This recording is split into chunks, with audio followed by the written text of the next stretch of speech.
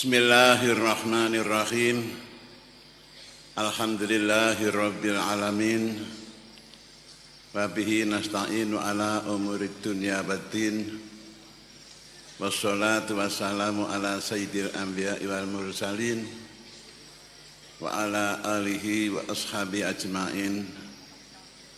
Rabbi syrah li sadri wa yassir li amri wa hlul 'uqdatam min lisani yafqahu qawli, amma ba'du.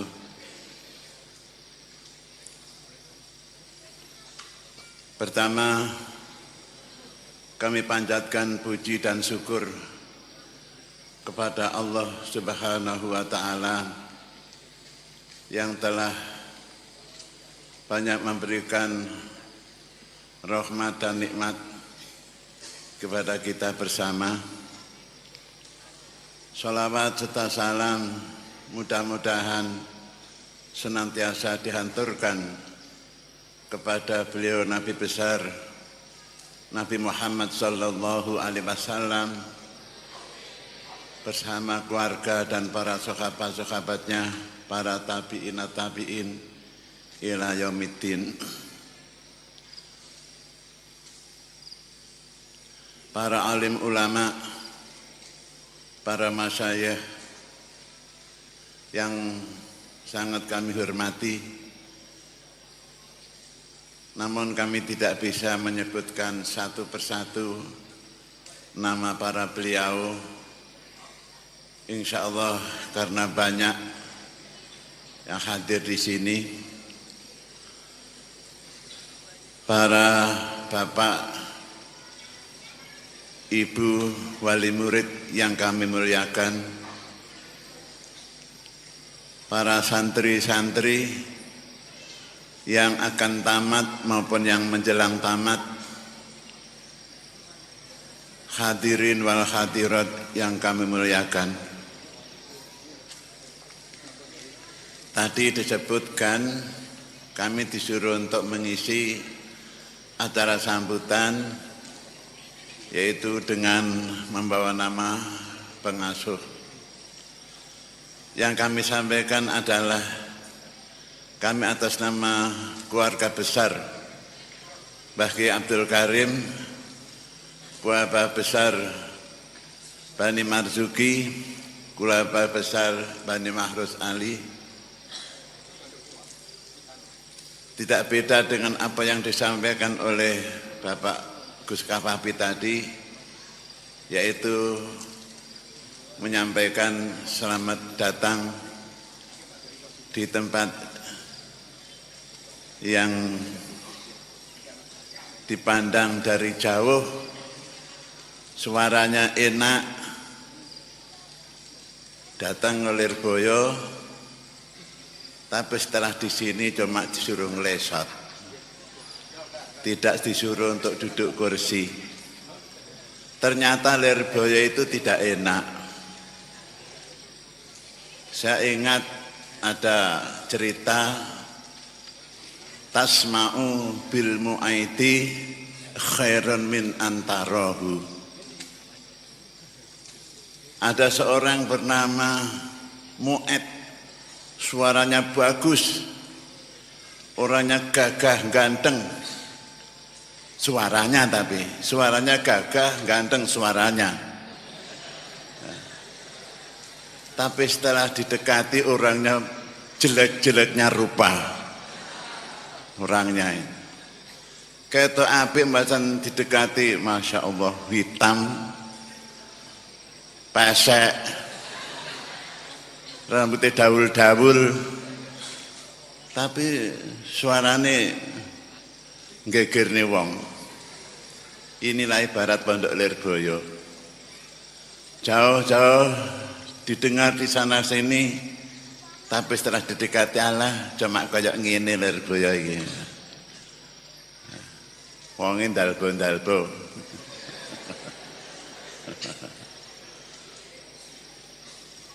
Maka oleh karena itulah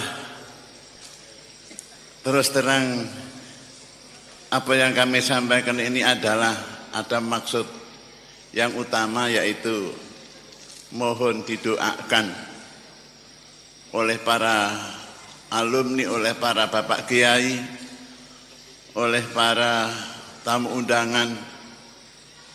Walaupun kenyataan seperti ini, doakanlah dzurriyyah Mbah Yai Abdul Karim termasuk para pengasuhnya tetap bisa melestarikan dan melangsungkan perjuangannya para ulama ahli sunnah wal jamaah, khususnya perjuangan Mbah Yai Abdul Karim, Mbah Yai Mahrus Ali, Mbah Yai Marzuki. Biyen diarani elek ya ben, pokok iso mlaku gitu. Para bapak, para hadirin ingkang kula hormati, ya kita akui kalau dzurriyyahnya itu tidak seperti Mbah Yai Abdul Karim. Mbah Yai Abdul Karim ini tukang tirakat, tukang riyadhah, kalau malam tidak pernah meninggalkan salat tahajud, kalau siang pagi tidak pernah meninggalkan sholat duha, kalau siang tidak pernah meninggalkan membaca kitab. Pokoknya semua waktunya penuh digunakan untuk ibadah. Tapi kalau dzurriyyahnya tidak seperti itu. Mbah Yai Abdul Karim tidak pernah punya mobil.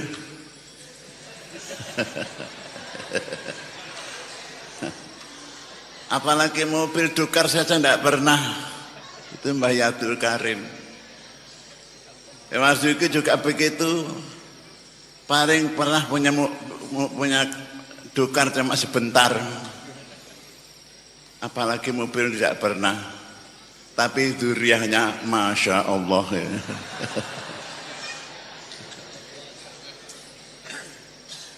Ada yang mobilnya 4, ada yang 5, kalau saya cuma 1. Paling melarat sendiri ya. Itulah perlu didoakan.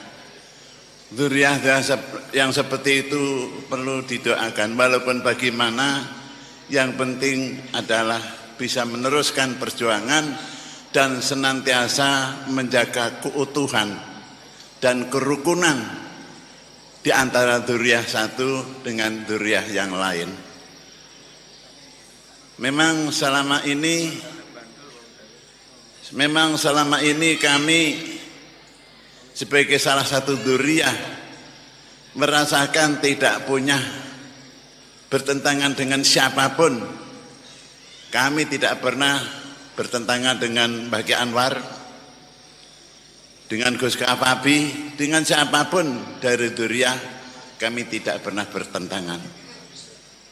Itulah cuma yang kami banggakan, cuma itu. Dan tidak bertentangan, dan keutuhan para dzurriyyah itu adalah juga atas jasa dari para sesepuh, diantaranya dari Mbah Yai Mahrus Ali. Menjelang beliau ini wafat, para dzurriyyah yang sudah dewasa dikumpulkan lalu dinasihati agar supaya pondok Lirboyo tetap berjalan terus, dan dibentuklah suatu badan yang namanya Badan Pembina dan Sejahtera Pondok Pesantren Lirboyo. Alhamdulillah sampai sekarang Badan Pembina dan Sejahtera Pondok Pesantren Lirboyo masih berjalan terus. Itu di atas kekuasaan para pengurus madrasah maupun pengurus pondok. Apapun yang terjadi di dalam kepengurusan ini tidak bisa tanpa melalui dari badan pembina tersebut. Inilah yang kita banggakan, cuma itu. Kalau pribadinya Masya Allah, kelakuannya ya seperti tadi itulah, senengane ngluyur, ngelencer ya. Para bapak, para hadirin yang kami muliakan, sekalipun bagaimana dianggap sebagai pengasuh saya, tapi saya juga bisa wasiat. Pengasuh iso wasiat, Pak. Mbuh piye wasiate? Pertama kepada santri-santri, walaupun sudah tamat atau menjelang tamat atau belum tamat, utamakanlah birrul walidain. Ya, birrul walidain ini sangat penting sekali. Birrul walidain, berbakti dan berihsan kepada kedua orang tua. Walaupun kedua-duanya sudah wafat, ada jalan mengarah ke birrul walidain. Ini adalah termasuk kunci keterbukaan kita, keberhasilan kita di dalam menjalankan perjuangan, terutama di dalam thalabul ilmi. Para saudara-saudara sekalian, birrul walidain ini sangat penting. Ini ada, kalau Gus Kafafi tadi cerita, saya juga akan ikut-ikut cerita. Boleh Pak enggak? Dulu ada cerita, seorang kiai loh ini, punya santri banyak. Cuma sayangnya orang tuanya bukan kiai. Orang tuanya orang Masya Allah nakalnya. Penggane nyolongi pitik. Bapaknya itu nyolong mentok, nyolong bebek pada suatu saat. Lah, akhirnya si ayahnya itu mendengar, itu dari jauh mendengar kalau putranya sekarang punya pondok pesantren, santrinya banyak. Di ayah yang tukang maling itu tadi telah datang ke situ. Bagaimana? Walaupun itu ayahnya seperti itu, disambut dengan tangisan oleh anaknya yang menjadi kiai itu tadi. Begitu datang langsung dicium, ditangisi, Masya Allah, pokoknya dihormati yang luar biasa oleh ayahnya. Sampai santrinya kaget, santri-santri kaget, wah itu siapa toh, ada orang tua kok diciumi oleh bapak kiai. Oh itu ayahnya, Masya Allah. Kalau begitu itu seorang wali ayahnya katanya itu. Seorang wali katanya. Jadi karena kiainya itu orang besar, tahu bapaknya seperti itu, pandangan para santri wong awak bapake kaya ngono apa maneh anake kaya ngono apa maneh bapake gitu. Katanya itu. Wah, akhirnya bagaimana? Santri sama tawadhu takzim kepada bapaknya kiai yang pekerjaannya maling itu tadi. Jadi kemana-mana dikawal oleh para santri waktu itu di pondok itu. Dan mengawalnya tidak sembarang mengawal, seperti mengawal orang besar begitu. Nah, sekali tempo mau pergi dikawal oleh santri-santri. Di tengah-tengah diawal oleh santri, orang itu kan apa kebiasaannya? Ndek ngarepe nek mintok. Anak bebek.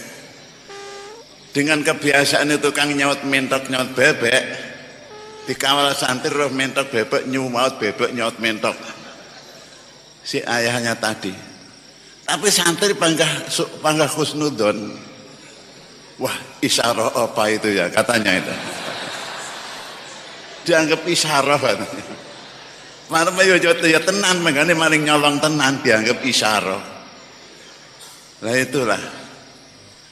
Tapi karena selalu dibegitukan oleh para santri, dihormati, dihusnudon, lama-kelamaan ayahnya kiai tadi itu berpikir-pikir, akhirnya apa?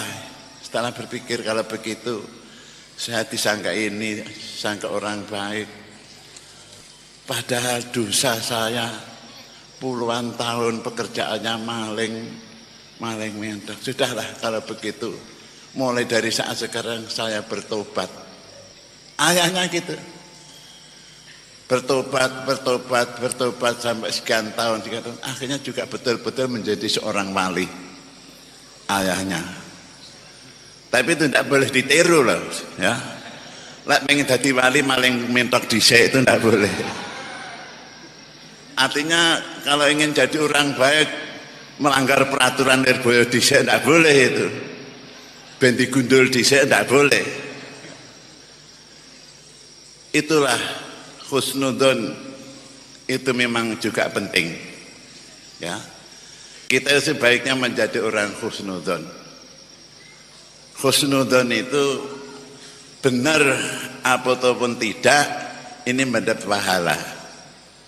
Kata Pak Ki Ahmad Siddiq, orang husnudzon ini benar ataupun tidak benar, ini mendapat pahala. Tapi kalau suudzon ini lain, benar mendapat dosa, apalagi tidak benar. Orang suudzon adalah mendapat dosa. Maka sebaiknya jadilah orang yang berhusnudzon saja. Ya, jangan mudah ya bersangka jelek kepada orang lain. Bersangka jelek kepada orang lain itu akan menimbulkan rasa benci, rasa takabur, rasa dengki, rasa ujub, rasa riya dan lain sebagainya. Padahal sifat-sifat itu tadi, dengki, ujub, riya, itu menurut Imam Ghazali adalah min asbabi su'il khotimah. Kalau kita ingin tahu orang itu su'ul khotimah apa husnul khotimah, ya itulah. Kalau orang itu pekerjaannya membenci kepada orang lain, nukari kepada orang lain, suudzon kepada orang lain, dia itu berarti ada tanda-tanda su'ul khotimah. Na'udzubillah min dzalik. Lalu oleh Imam Ghazali, untuk supaya kita terhindar dari asbabi su'il khotimah, di dalam kitab Ihya, Imam Ghazali dawuh supaya membaca wiritan tiap waktu sembahyang dibaca 3 kali. Bisa enggak kita utarakan? Bisa enggak? Kok diam? Kalau enggak bisa ya saya enggak teruskan. Nah, itu mudah, semua orang hafal. Disuruh untuk membaca Rabbana la tuzigh qulubana ba'da idh hadaitana wa hab lana min ladunka rahmah innaka antal wahhab. Tiap waktu salat dibaca 7 kali. Insyaallah dengan kita mohon kepada Allah lewat doa Rabbana, kita terhindar dari asbabi su'il khotimah, termasuk sifat takabur, sifat ujub, sifat riya, sifat suudzon dan lain-lainnya. Mudah-mudahan kita semua terhindar dari itu. Amin ya rabbal alamin. Para bapak, para hadirin yang kami hormati, wasiat kami yang kedua, para santri putra maupun putri, ya. Selama kita di dalam thalabul ilmi, ya. Selama kita di dalam thalabul ilmi, janganlah kita memikirkan wanita, ya. Dan begitu pula bagi yang putri, selama kita thalabul ilmi, janganlah memikirkan lelaki, ya. Hindarilah pikiran-pikiran yang mengarah ke situ. Insya Allah belajarnya lebih gampang, lebih cepat. Ya, iya. Dan itu kenapa kita seperti itu saja tidak bisa? Kita bisa, orang Islam bisa. menghindari pikiran yang seperti itu tadi. Orang Islam bisa, wong non muslim saja bisa kok.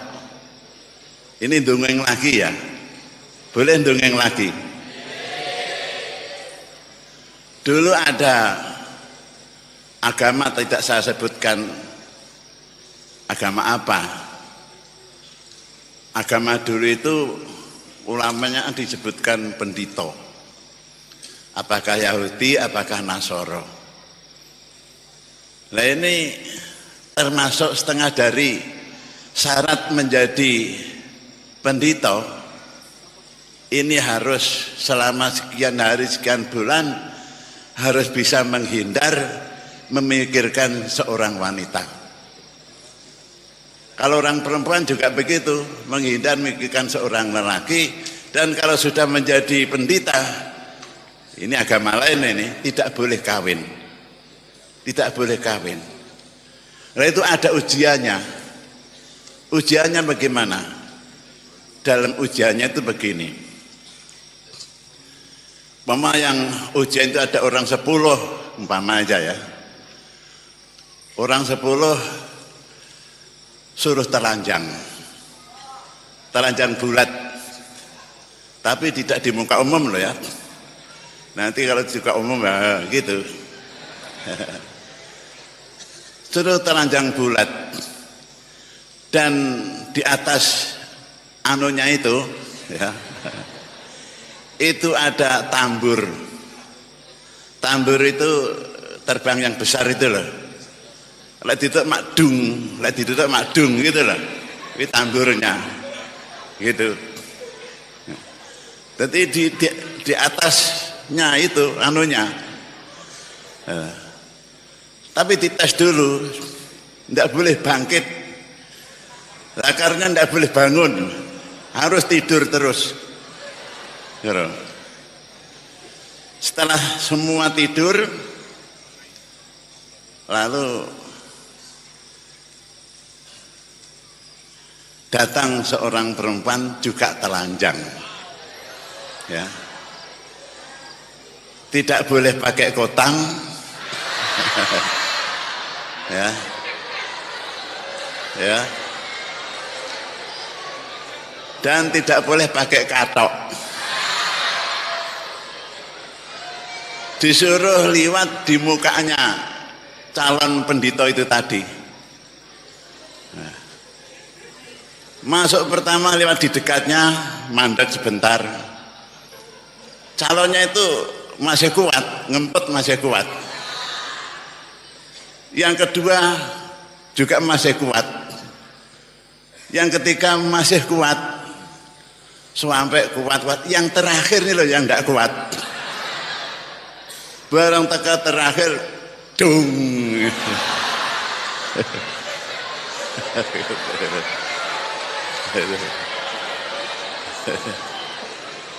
Jadi nabuh, anunya itu nabuh kendang itu tadi, dung gitu. Nah, akhirnya yang terakhir tidak berhasil. Nah, ini entah benar entah tidak cerita saya ini saya tidak ngerti. Pokoknya seperti itulah. Jadi sekali lagi selama kita thalabul ilmi jangan memikirkan masalah itu. Pikirkanlah yang kita hadapi dulu. Masalah kawin mudah, insya Allah Allah Ta'ala akan menjodohkan. Ya. Siapa yang tidak senang kalau santri mendapat jodoh santri putri ya. Senang apa enggak kira-kira? Nah, itu loh suaranya senang itu yang pernah. Ya mudah-mudahan mendapat ridho Allah yang penting. Gitu.